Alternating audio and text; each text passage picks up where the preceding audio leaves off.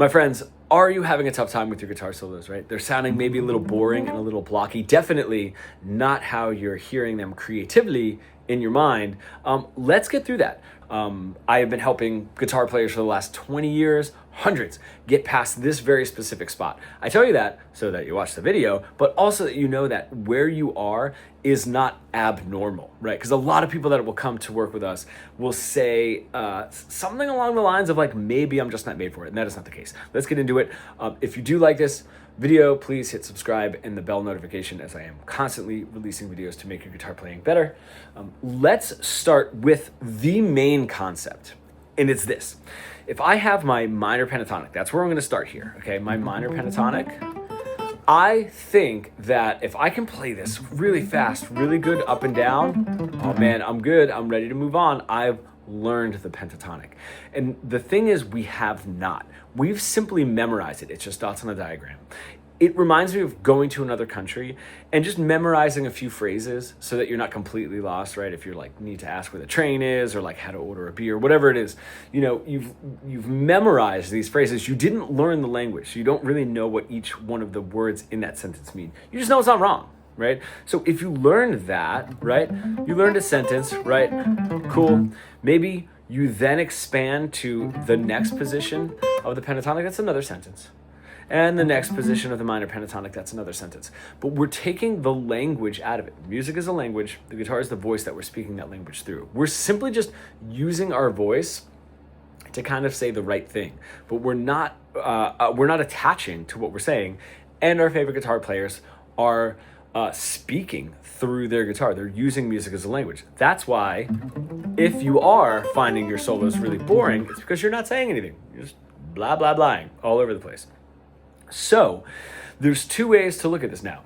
We have this memorization, and then we have the musical language. And what we don't want to do is continue one without the other. Now, for us guitar players, the reason we get stuck in this plateau is because we can start playing other people's solos that sound really good, maybe taking a little bit from those solos, and we can put a backing track on and sound pretty good without knowing what we're doing.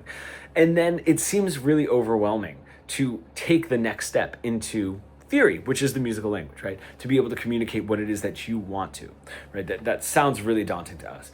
But if I look at it this other way, right? I'll give you an example of someone that only does it theoretically, right? With the musical language.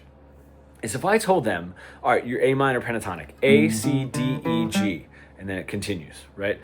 What I want you to do is find every single one of those notes all over the fretboard, right? It's going to take them absolutely forever, right? And all of the A's that you find, those are going to sound nice and resolved. That's your home bass note, right? The C's and the G's are going to give you a little bit of tension, right? Drive emotion up, give us a nice like an emotional arc. And then the D's and the E's will be a little bit more neutral. It always depends on what the chord changes are, but that's generally it if I'm just playing that scale.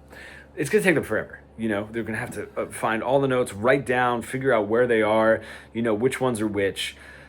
Eventually, however long that takes, they're going to be able to play all throughout the neck musical solos, right? They're going to know what they're playing musically. Now, it's going to take them absolutely forever. The other thing the other side of it is, if I just give you the positions of the A minor pentatonic, you get this far and you get absolutely stuck, right? But you know where the notes are. It was easy for you to find the notes, but now you have no musical attachment to them. We want to bridge the two together. When people come to work with us, and I sincerely hope that this isn't you, but this is a very easy fix, is they don't even realize that this position of the minor pentatonic, the second position of the minor pentatonic, the third position of the minor pentatonic, that it's the same group of notes up the neck. They don't even have that understanding, which is totally fine because that's not how we generally, as guitar players, right, self-taught, are learning the minor pentatonic up and down the neck. So we are sort of musically detached, where if I were to have, I would know, right, an octave higher, right, all over the neck. I'm losing that because I have no language attachment. I need someone to tell me exactly what to say, just like I'm in another language or in another country. speaking another language, right? Now, when you're learning all of this, what is really cool is if you are putting on a backing track or playing your favorite, Zeppelin and AC/DC solos, you don't have to stop doing that. It's the best part. And that's what we do in our course.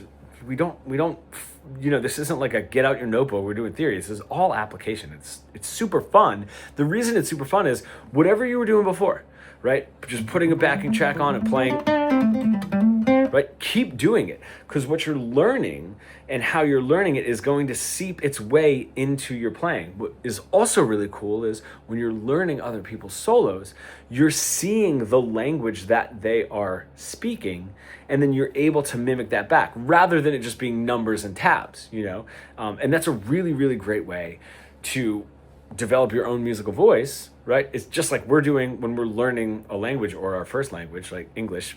I guess I'm not really the best. It's my own language. I could be better at English. I guess that just says it all right there. But as we're learning our first language, we're learning it from other people. We're learning it from our parents and stuff. And that's what is how we develop our own voice. And that's what you can do with your favorite guitar players, right?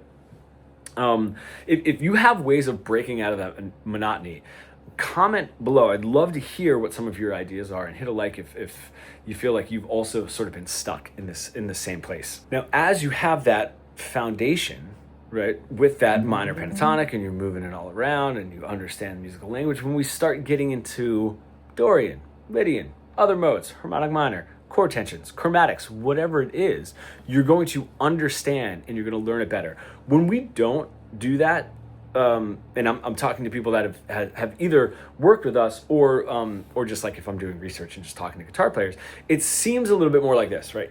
You're here and it's like, oh man, I have to learn the pentatonic. Oh, I have to learn 4 other positions of the minor pentatonic. Oh, and now I have to learn the major pentatonic, 4 other positions of the major pentatonic, the major scale, right? How to play the major scale in a couple different ways. Now I have to learn 7 different modes. Oh, I have to learn what a 9 is, what a major 9, what a 13, all, chord extensions. This seems impossible, but it's not. It's very linear, right? You're just going one to the next, to the next, to the next. You're just building up a musical vocabulary, right? It would be like if you had to memorize every single sentence in another language. That's not how that works. You learn the language and then you can continue learning the language. Like we were talking about before, maybe my English is not that great. And I'm continuing to learn it because I know the language generally, right? So that's really where we want to be, is understanding it in a way where we're not getting tripped up anymore by other concepts, and that's how we really break through and become the guitar player and the musician that we really, really want to. Now, if you do feel stuck in that sort of intermediate pentatonic plateau, I would love to help. There's a link below to book a free call to see if you're right for our 12-week fretboard fluency mentorship. You can go ahead and click that link. It's in my bio as well. And be sure to check out the other videos in the description. We're always putting out more videos to expand your musical vocabulary and just become the musician that you want to be.